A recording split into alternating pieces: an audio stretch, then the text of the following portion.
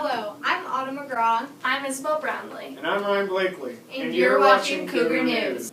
Wow, it's hard to believe that October is already over. Don't you think so, Isabel? No kidding, Ryan. The month went by so fast that you could have missed it. One minute, the seniors were anxiously tapping their fingernails waiting for the October 1st FAFSA to open, and the next minute, the trick-or-treating shenanigans were over. You make a great point, which reminds me, we didn't tell you all why we're here. This is a brand new newscast called Cougar News, a month in review.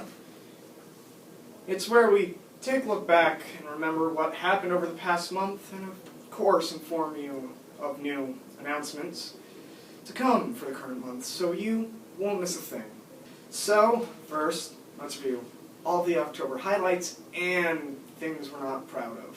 It's always good to grow, so let's start from the lows and make our way up. October has impressed upon us a terrifying plague, not of zombies, vampires, or witches, but instead, standardized testing. Katahdin students have seen the PSATs and NWEAs. This has been their Halloween nightmare. You're right, those tests are pretty spooky, but in better news, October has yielded many great things. A terrific soccer season with some seriously gnarly injuries, but some even better accomplishments.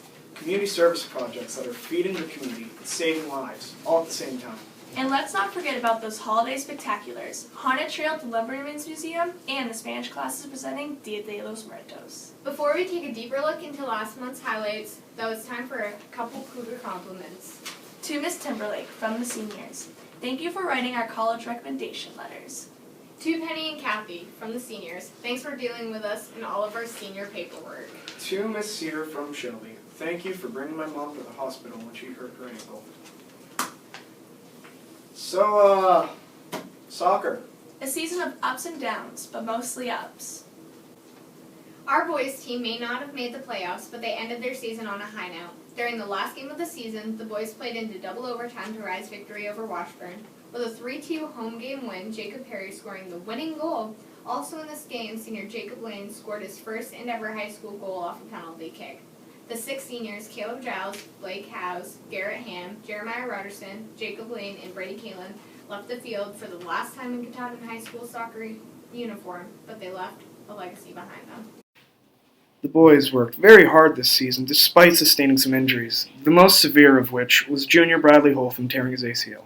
We all hope he has a speedy recovery and that he will be able and ready for baseball this spring. Less severe but more intense was the nosebleeds, most of which came from a Cade McNally and his poor nose. His poor face took quite the beating as well, but thankfully, even though it seemed like it was broken, it somehow wasn't.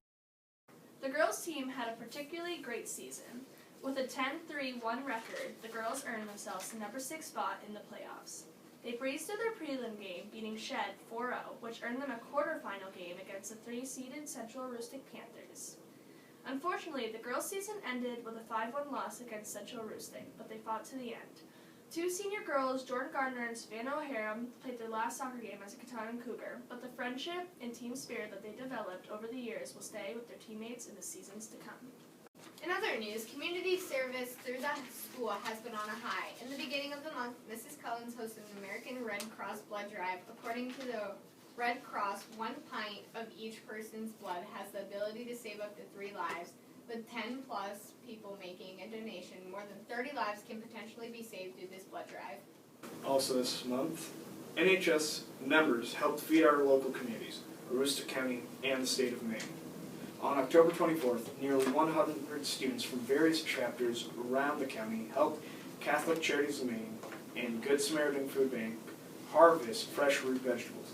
8 members of our school's chapter, including Ms. Harvey, our school's NHS advisor, helped harvest beets, rutabagas, and cabbages. Dixie Shaw, who is the director of Hunger and Relief Services for Catholic Charities of Maine, said that in total, NHS members picked over 12,000 pounds of food. 12,000 pounds of food? That's amazing. Other exciting news was the 2 cultural events hosted at the school, one being more traditional to American culture and one exciting Spanish cultural event.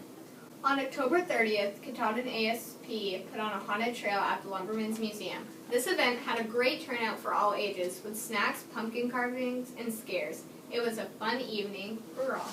On Halloween Day, many students from all grades dressed up in some pretty amazing costumes. Everyone looks so good. The biggest celebration of the day, however, was the Spanish classes and their Dia de los Muertos presentations. The students from grades 9 to 12 made altars, food, and other beautiful displays to remember their loved ones who have passed. The Spanish celebration represents death in a way where the remembrance of the loved one is more important than death itself. Wow, October was such a busy month. That's probably why it went by so fast. There were so many good things that happened this month, and there are sure to be many more coming up in November. So that's why we are here, making sure to inform you of big November events ahead of time. Student-led conferences are on November 7th and 8th. High school basketball starts on November 18th. And Student Council is hosting a winter holiday fest on November 22nd. You have been informed. Get to work. You've been watching Cougar News. Good day and take care.